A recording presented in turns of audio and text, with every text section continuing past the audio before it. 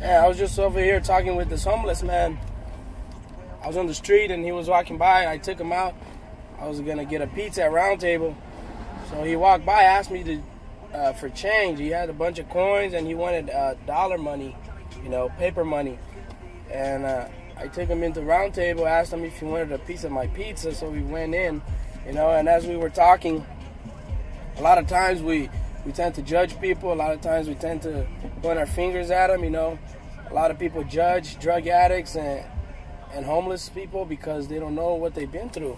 They just figure that they wasted their life and they threw their life away, and for that reason they're homeless now, or they're drug addicts, and they just don't have anything. But it's amazing that we never take any time to sit and talk to them and know exactly what happened.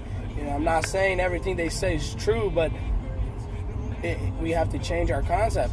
Very little people have patience with homeless people here in San Francisco because they have businesses here and they deal with them every day. So they have very little patience.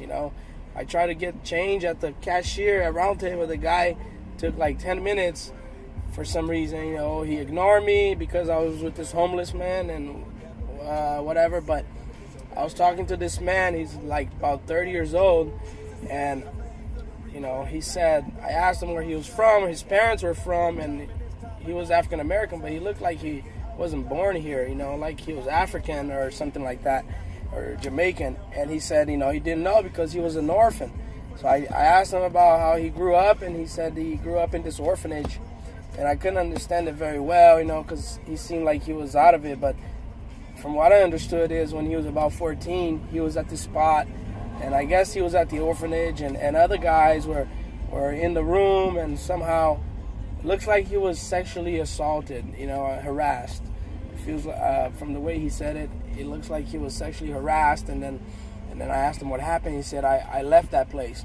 So I'm thinking, because of one decision somebody makes to harass you or to sexually assault you or to mentally assault you, psychologically, just any damage that you do to somebody at a younger age, that'll do so much.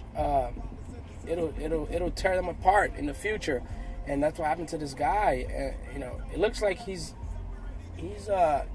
homosexual. It seems like he likes men. He was kind of too friendly. Wanting to like hug me and stuff. But so I think that day when he was 14, that his life changed. And I'm guessing he left that place when he was 14 and just never looked back, and I don't think he ever went to orphanage home. And it's sad because, orphanage, you're supposed to be, helping children and helping them get better, but from his point of view, it kind of ruined his life, So we can't sit here and judge, oh, this guy's a drug addict or he's a homeless, that, he had a choice, maybe we don't have a choice, and that's something to think about. God made us all the same.